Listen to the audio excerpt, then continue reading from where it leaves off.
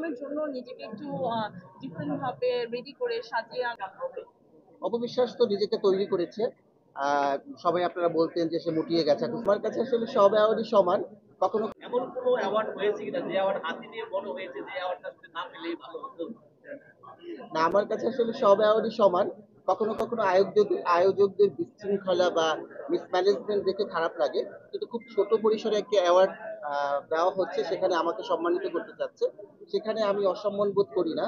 কিন্তু যখন দেখি মিসম্যানেজমেন্ট, ডিসিপ্লিন, আপনারা বলছেন যাদেরকে দিচ্ছে সেই মানুষগুলোকে আমরা চিনি না, জানি না, বা তাদের কি অবদান সাংস্কৃতিক অঙ্গনের ক্ষেত্রে, তখন আসলে অবশ্যই অ্যাওয়ার্ডটা হাতে নিয়ে মনে হয় যে না পেলেও হতো। যারা অ্যাওয়ার্ড পাওয়ার যোগ্য না তারা অ্যাওয়ার্ড পাচ্ছে এবং অ্যাওয়ার্ড এক ধরনের বিজনেস হয়ে গেছে। এই ধরনের সিস্টেমটা বন্ধ হওয়া উচিত কিনা আপনাদের মনে করেন? আপনারা যেহেতু আজকে বলেছেন, আমি এখন থেকে ভাববো, এখন এটা নিয়ে চিন্তা করি। বন্ধ হওয়া তো অবশ্যই উচিত। ব্যাঙের ছাতার মতো অনেক অ্যাওয়ার্ডের প্রোগ্রাম হচ্ছে।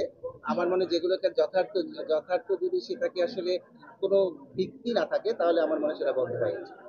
একটা আপনার কাছে জানতে চাই আজকে অ্যাওয়ার্ড অনুষ্ঠানে স্টেট অ্যাওয়ার্ড পাবেন কিনা বা কোন কাজে স্বীকৃতি হিসেবে অ্যাওয়ার্ড পাচ্ছেন যদি পেয়ে থাকেন ব্যাপারে? অ্যাকচুয়ালি আমার স্বীকৃতি হচ্ছে আমি এত বছর ধরে ইন্ডাস্ট্রিতে কাজ করছি।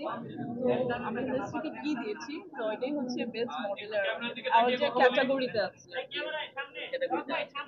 প্রত্যেকটা অ্যাওয়ার্ড অনুষ্ঠানে আসলেই দেখি একটা এক্সট্রা একটা প্রিপারেশন থাকে, নিজের গেট আপ সেটা অবশ্যই হ্যাঁ, কারণ প্রত্যেকটা প্রোগ্রামের জন্য নিজেকে একটু ডিফারেন্ট ভাবে রেডি করে সাজিয়ে আনা, এটা সব মডেলদের মধ্যেই থাকে। কারণ হচ্ছে যে এখানে একটু ডিফারেন্ট ভাবে নিজের লুকটাকে দেখানো, তো এটা আমাদের প্রত্যেকটা মডেলের জন্য ডিফারেন্ট ব্যাপার আর কি, বিশেষ ব্যাপার। দেওয়ার পিছনে কেমন প্রিপারেশন ছিল বা কেন বেছে নেওয়া? অ্যাকচুয়ালি একটা অ্যাওয়ার্ড প্রোগ্রামে হচ্ছে অনেক ধরনের আর্টিস্ট, অনেক ধরনের সবাই থাকে, এখানে শিল্পীরাও থাকে।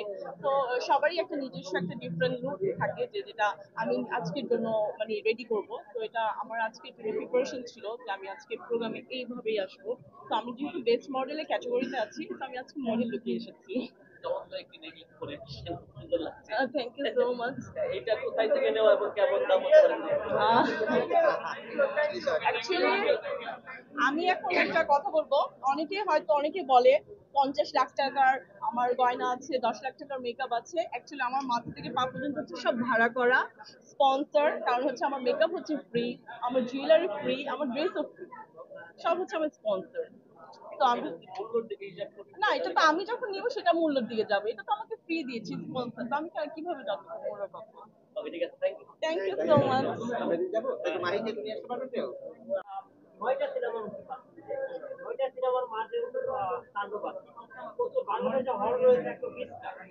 ঈদ আসলেই ছবি রিলিজ দেয়, ঈদ ছাড়া কিন্তু ছবি হলে দেখতে পাই না। সেই বিষয়ে আপনার আমার মনে হয় ঈদের সময় সব রিলিজ না দিয়ে ঈদের পর পর রিলিজ দিলেও আমার মনে হয় ভালো। আলাদা আলাদা হিরো, আলাদা আলাদা হিরোইনদের আলাদা আলাদা দর্শক আছে।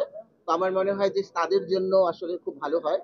আর একই সঙ্গে মুক্তি না দিয়ে সকল যারা দর্শক আছে, সকলের দর্শক ভাগাভাগি করে নিলে আমার মনে হয় সেটা আরো বেশি ভালো হবে। ঈদের সময় তো একটা জোয়ার থাকি, ঠিক ঈদের পর পরও আরো কিছু ছবি মুক্তি দেওয়া উচিত, একসঙ্গে না দিয়ে। আমরা আগে দেখেছি যে দেখেছি ঈদের আমরা দেখতে পাচ্ছি না কোনো বিকাশ হবে। অপবিশ্বাস তো নিজেকে তৈরি করেছে। সবাই আপনারা বলতেন যে সে মুটিয়ে গেছে, এখন স্লিম হয়েছে। এখন নিশ্চয়ই আপনাদের মধ্য থেকে সিনেমার অফার আসবে, এবং সেটাই ভালো স্ক্রিপ্ট হলে অবশ্যই সে লুকে নেবে। আপু, আপনার কাছে আমার কাছে আরো কিছু কেমন লাগছে?